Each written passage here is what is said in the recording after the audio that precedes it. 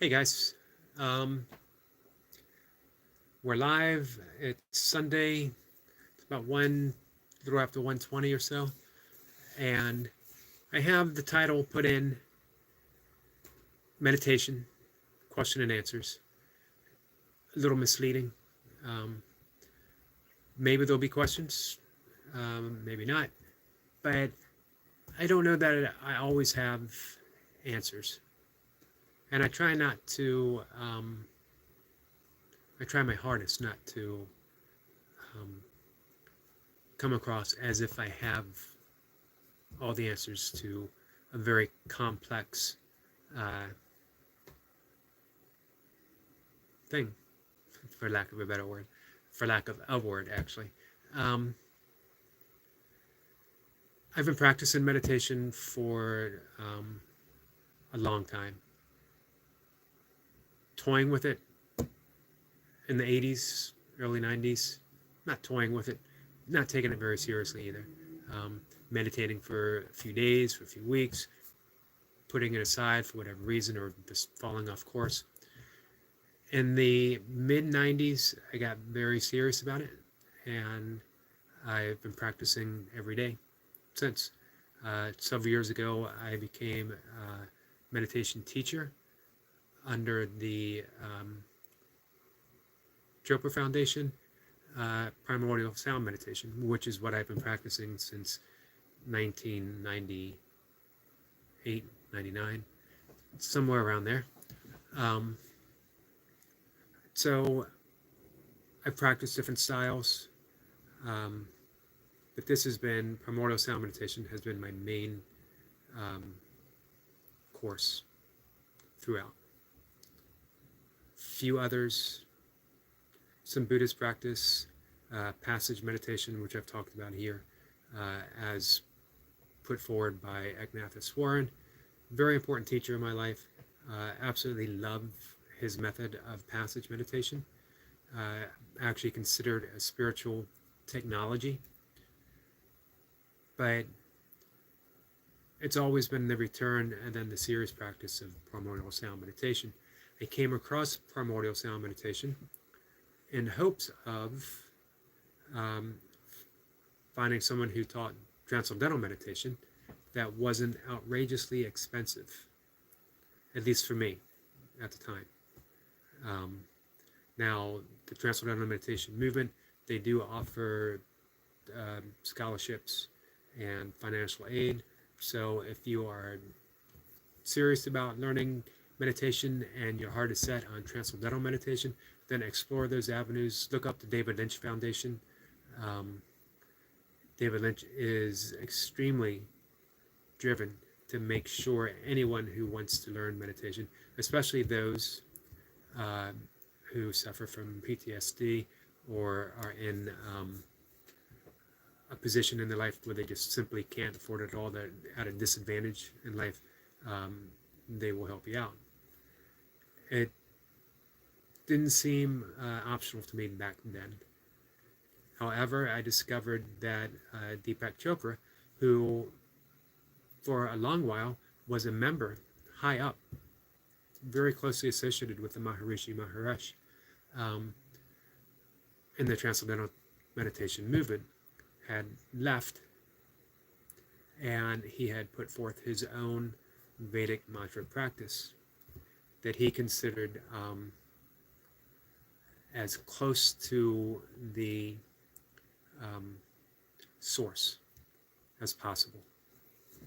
Hybrid Jim is here with a quick hello because today is lasagna day.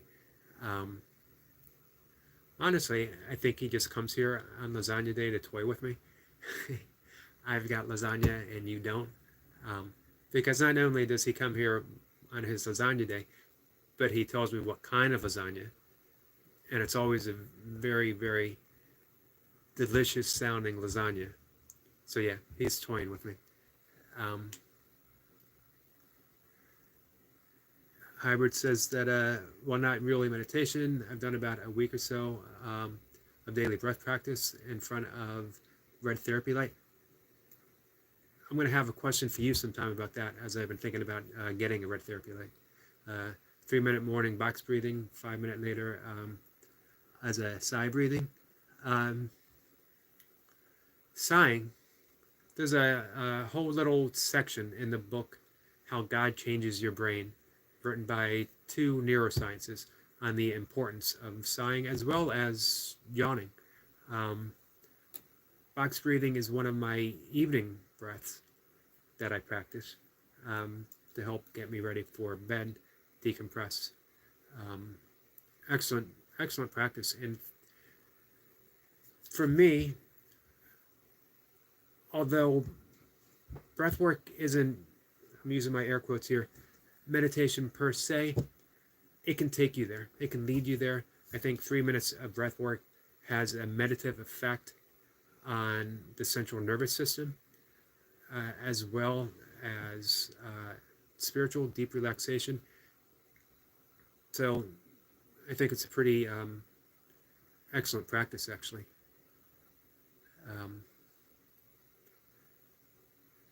Hybrid Jim says, quite plain lasagna today, only spinach on the side.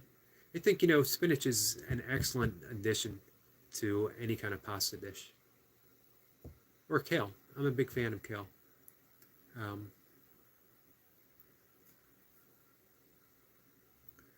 Hybrid Jim says, I don't get up early like you do, so getting the red light on my eyes in the morning, but after the sun rises.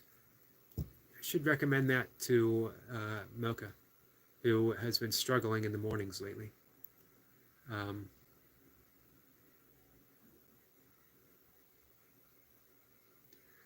Hybrid Jim says that he used the sigh in the Maddie routine. I think it helped prep for the 20 push-ups sections.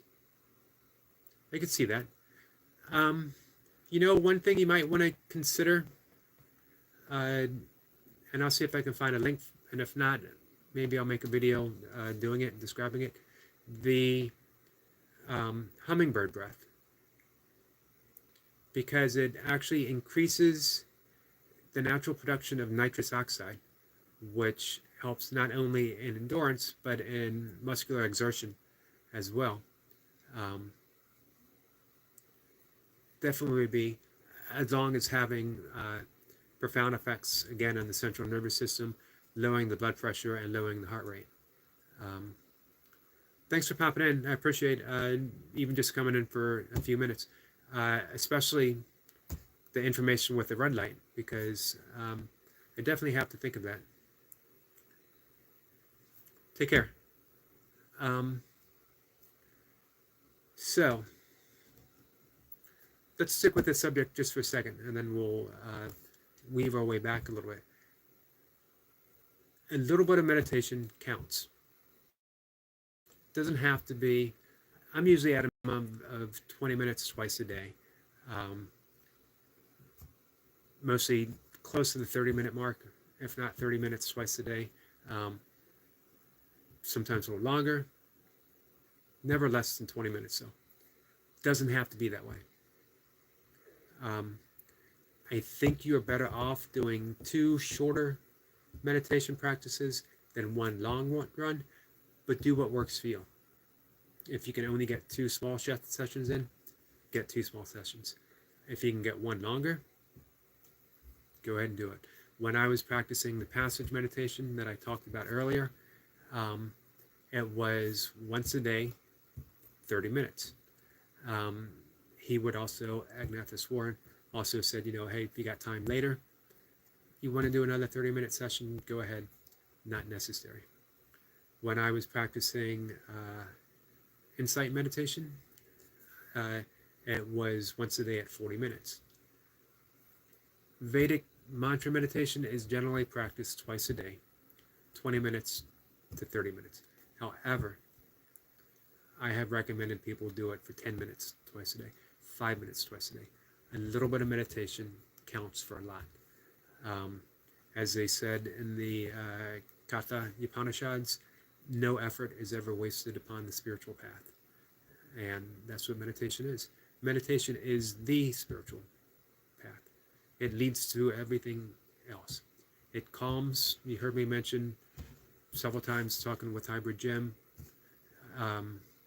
central nervous system. Meditation calms the central nervous system that allows you to open up, to relax, to get those deeper insights. So I don't want to talk too much about my journey to meditation because I have talked about that quite a bit before. I've talked about the big and lasting, profound effects it's had on me from bad habits simply dropping, seamlessly moving on from relationships that just no longer served, creativity exploding, never stopped, every day. I'm at my desk writing at 4 in the morning, and I write every single day. I always feel inspired. Does that mean that each morning I'm bursting with ideas of what to write about? No, sometimes I sit and I'm silent for a while. But I have faith that inspiration of words are going to arrive, and that I'm going to write, and that I'm going to have my blog posted in the general time frame that I give it. I'm never disappointed. Some people might say, well, how can you contribute that to meditation? The answer is really because of my life before meditation and my life after meditation. Is it something different? I don't know. I don't care. I know meditation. I know how I feel when I meditate. I know how I feel after I meditate. I know the course of my day. I know my life before. I know my life after. There's always infinite factors involved in everything. Why waste my time trying to pinpoint each of those factors, or even any of those factors? I do what feels works for me. The people who doubt it, that's fine. Or you could try it and see. Give yourself 90 days of meditation without missing a day, and see where it leads you. See if it's a practice you want to keep up. It doesn't have to be, but I do believe it's a life-altering practice. Destiny Forever Walks PhD is here, saying hello and grand Saturday. Eric, how are you? I'm well, good. How are you? And she's saying hello to Hybrid Jim. He has left the house to go eat lasagna. He pops in every lasagna day whenever I'm having a talk. Let's see. So, again, I teach primordial sound meditation. We could say I teach Vedic mantra meditation, as is other aspects. If you don't have your own primordial sound, which you get from a qualified primordial sound meditation teacher, you can practice the Soham mantra, which is the natural primordial sound of the breath. And the structure of it is very similar to how you would learn and practice Vedic sound meditation. It basically is Vedic sound meditation without your own personal mantra. Destiny says that she's well. Thanks for asking. You're welcome. And yes, he's gone to eat. So the Soham meditation is it's the natural mantra of the breath. You repeat it silently to yourself. You sit, any meditation that you do, sitting in a comfortable position, spine straight. It could be in a, I don't think you can see my chair. It could be in a straight back chair. What you don't want to do is sit someplace that is so comfortable that you're going to fall asleep. You don't want to be uncomfortable. But meditation is very relaxing. So there could be that point right when you drift off, which isn't necessarily a bad thing. One of the things that we teach, 4 things can happen during meditation. You can be having thoughts.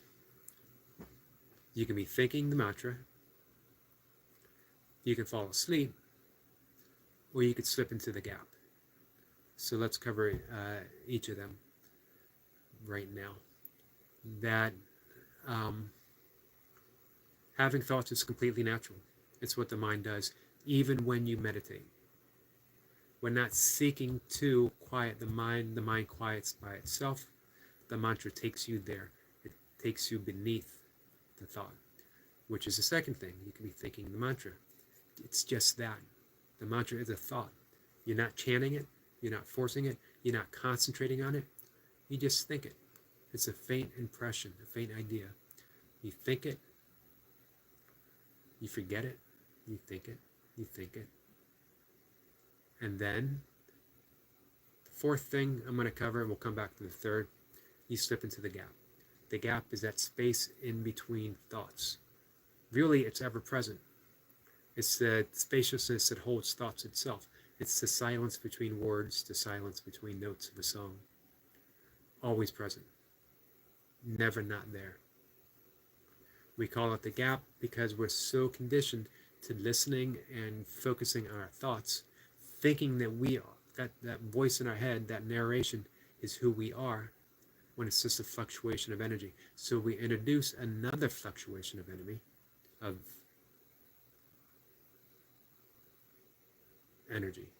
another fluctuation. I had a mental gap of my own right there, a mental fluctuation of energy, the mantra, and that carries us beneath our everyday thoughts, the gap.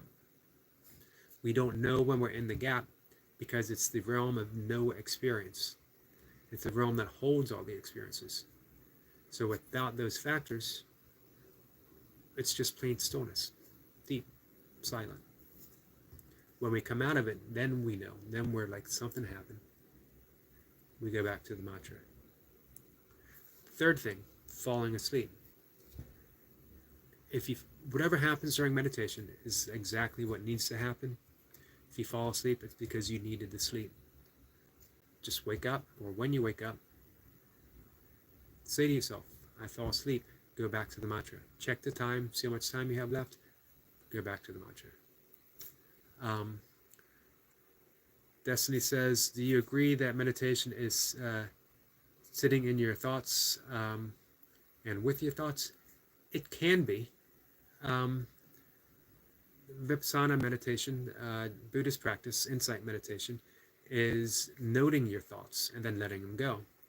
And when you do that, you recognize that thoughts are just an imprint of energy passing through. You are not your thoughts. Thoughts are occurring to you. You're the awareness of your thoughts. However, that mantra meditation, you're unconcerned with your thoughts, completely unconcerned. They will happen. You'll see them, you'll recognize them, but you come back to the mantra. You just gently think the mantra. Again, we're not chanting.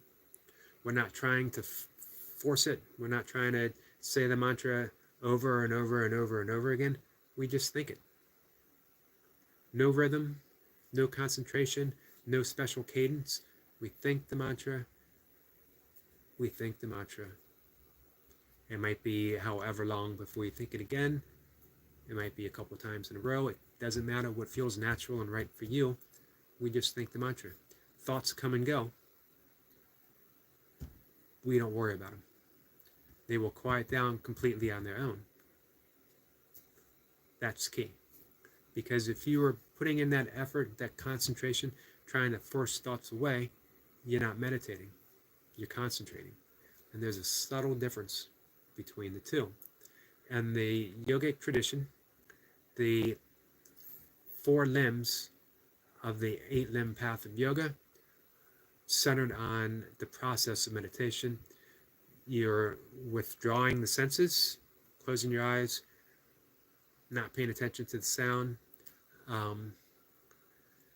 You are then one-pointed concentration, absorption, and then samadhi, which is that bliss consciousness, which is being in the gap.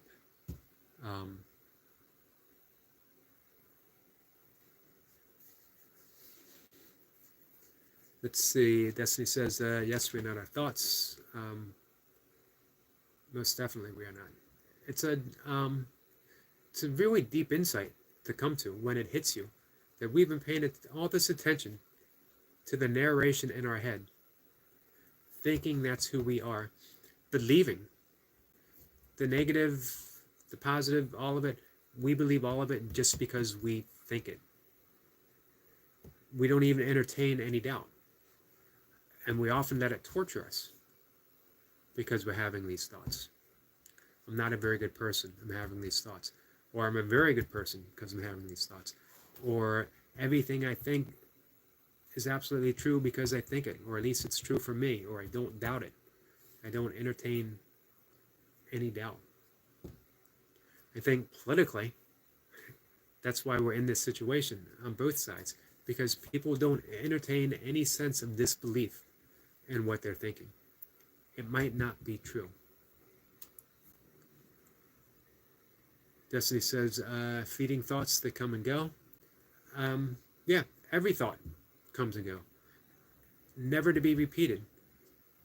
Not that particular thought, not that particular energy. Now, we might have thoughts that seem the same, that are worded the same, but that energy itself has already passed. It's a brand new thought. Maybe the same theme, but a brand new thought nonetheless. Destiny says, as man thinks in his heart, so he becomes. And that was I mentioned the passage meditation. Burpees Bandit is here. Good morning. In passage meditation, yeah, a little bit later today, actually. Bandit asked if this was a late live session. A little bit later for the day. So I'm probably going to talk about 10 more minutes or so. That's why I liken back to Destiny's as man thinks in his heart, so he becomes. Why the passage meditation of Agnetha was so important for me for such a long time, because it was meditation upon a spiritual passage. For me, it was the prayer of St. Francis. I call it spiritual technology because, just as Destiny said, what we're meditating on, we become. With the prayer of St. Francis, we are literally asking ourselves to become an instrument of thy peace. And we follow through with that spiritual practice. The deeper that meditation comes, the more those words are acted out in our life. I had suffered through 11 minutes this morning of Burpees Bandit's supercharged routine. And I actually talked a little bit about it afterwards. Very much enjoying it. Maybe enjoy is a strong word. Maybe not too strong of a word. I am enjoying it. You know what? We can enjoy difficult things. And I think for those here in the fitness community, we do. So,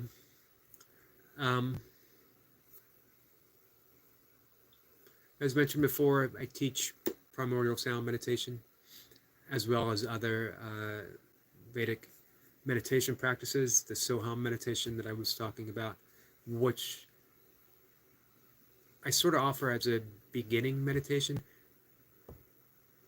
only because it doesn't, you don't have to pay for your own primordial sound, your own personal mantra, but it can take you as deep as any meditation out there. It's a very, very powerful meditation technique,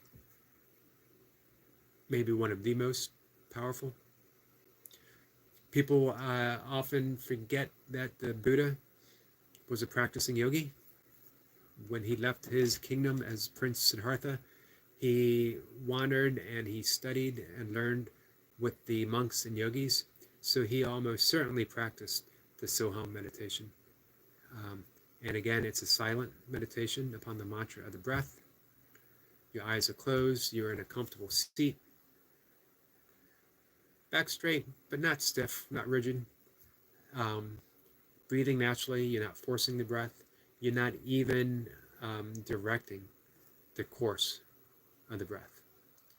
The breath comes in through the nose naturally, easily, and we think to ourselves more like we're listening, because again, it's that natural presence of the vibration of the mantra already there. So we listen and we think so.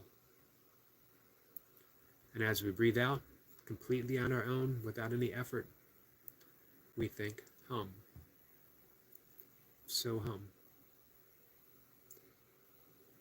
Gets more and more subtle. Takes us deeper and deeper within. It comes to the point when we get so still, we don't even know that we're breathing. The breath is so faint, so quiet, and we just sit there. That's samadhi. So, let's definitely recommend trying it. If anyone wants specific instructions, I'll help with that. And there's also plenty of stuff online. You can bypass me completely. With that, let's call it a day. I'd like to go more in depth on meditation, maybe the next few times that we talk. We'll see. We'll see how it goes. I will see everyone tomorrow morning for some burpees. If anyone has any questions, meditation, the breath work, any of the stuff that we talk about, just leave it in the comment or send me a message, and I'm always happy to reply and talk more about all of it. Destiny, thank you for stopping by as always. Hybrid Gym, thank you. Enjoy your lasagna. And Burpees Bandit, thank you very much for stopping by. I appreciate it. You guys have a really good day, and I'll see you tomorrow. Take care.